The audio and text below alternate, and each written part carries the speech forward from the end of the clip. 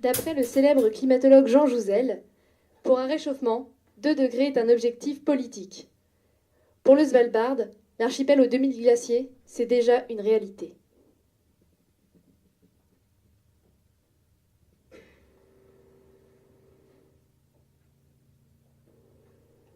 Nous avons pu faire un voyage inoubliable et riche en émotions.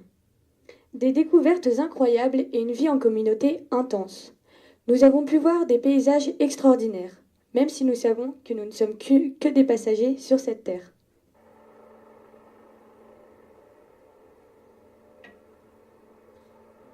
Lycéens de Terminales en Haute-Savoie, nous sommes initiés à l'écologie et à l'étude des territoires.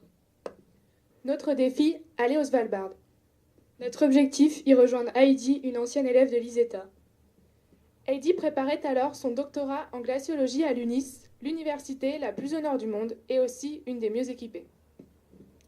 Cette vidéo accélérée représente la transformation de la banquise pendant une année en Arctique. Mais depuis quelques années, elles font davantage l'hiver qu'elles ne se reforment l'été. Sa superficie diminue et cette année encore plus que les autres. Donc le Svalbard, c'est 60% de glaciers qui sont aujourd'hui très menacés, comme le glacier de Longyearbyen, qui a perdu 200 mètres de long et 100 mètres d'épaisseur.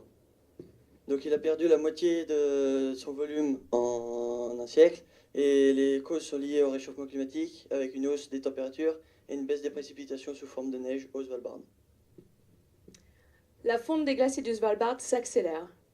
Les 2000 glaciers de l'archipel contribuent de quelques dixièmes de millimètres par an à la hausse du niveau des mers. Mais étudier ces glaciers qui sont parmi les plus accessibles de l'Arctique, c'est affiner nos prévisions de hausse du niveau des océans. Nous avons assisté à des conférences de chercheurs et professeurs de l'université de l'UNIS, l'une à propos des recherches menées sur le stockage du CO2 dans le sol, afin de réduire la concentration du CO2 dans l'atmosphère, l'autre sur le fonctionnement en milieu arctique des champignons fungi et de leur utilité dans ces sols glacés.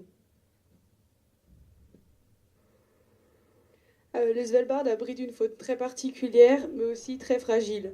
À cause du réchauffement climatique, les pluies glaciales empêchent les rennes d'accéder à leur nourriture. L'ours polaire, symbole de l'Arctique, perd son habitat et devient aujourd'hui une des espèces les plus menacées. Le Svalbard a été donné à la Norvège suite aux accords de Versailles signés par 40 pays. Néanmoins, ces derniers peuvent exploiter le territoire. À l'époque, l'archipel est considéré comme un no man's land. Il est aujourd'hui considéré comme un territoire stratégique, unique et gorgé de ressources telles que le charbon ou le pétrole. Il est exploité par les Russes et les Norvégiens qui possèdent chacun une ville, Barentsburg et Longyearbyen. En effet, seule l'URSS a usé de ce droit dans une vision très stratégique. Nous avons visité Pyramiden, ville fantôme semi-abandonnée car des guides vivent là-bas. Malgré l'abandon de la ville dans les années 90 par les soviétiques, la Russie n'a pas abandonné ses ambitions arctiques en continuant à exploiter le charbon ailleurs sur l'archipel.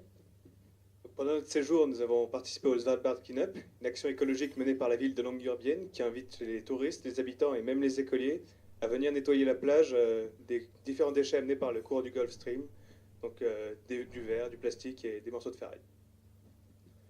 La lumière brûle 24 heures sur 24, le chauffage 365 jours par an, et la production d'énergie ne provient uniquement que des énergies fossiles, et en particulier du charbon, un combustible à très fort impact climatique.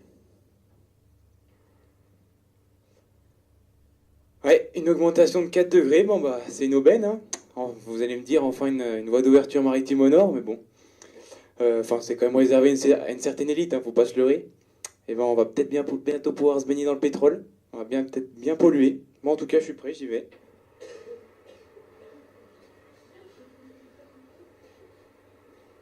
Le Global Seedvault est l'unique réserve de semences mondiale.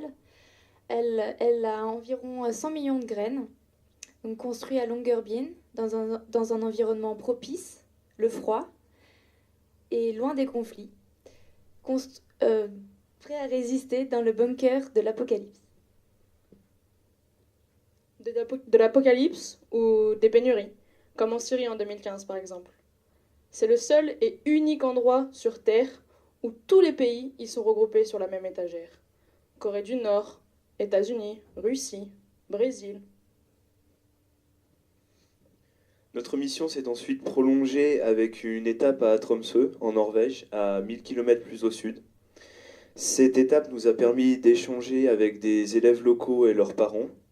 C'est par le biais de ces nombreux moments d'échange et de partage que nous avons réalisé l'aspect international de notre projet.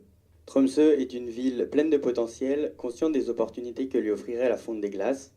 Notre programme fut dense avec des rencontres très enrichissantes.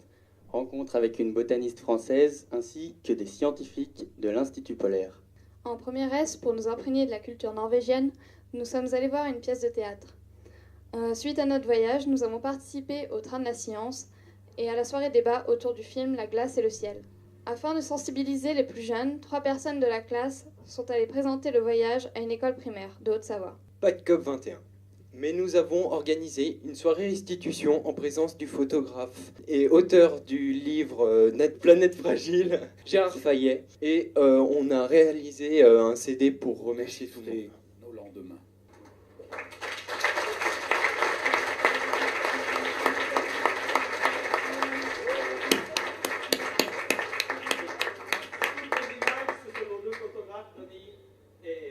On en a parcouru des chemins pour déchiffrer nos lendemains, à ausculter Dame Nature pour prendre sa température, en espérant avoir éveillé nos élèves pour que sur cette terre, ils assurent la relève.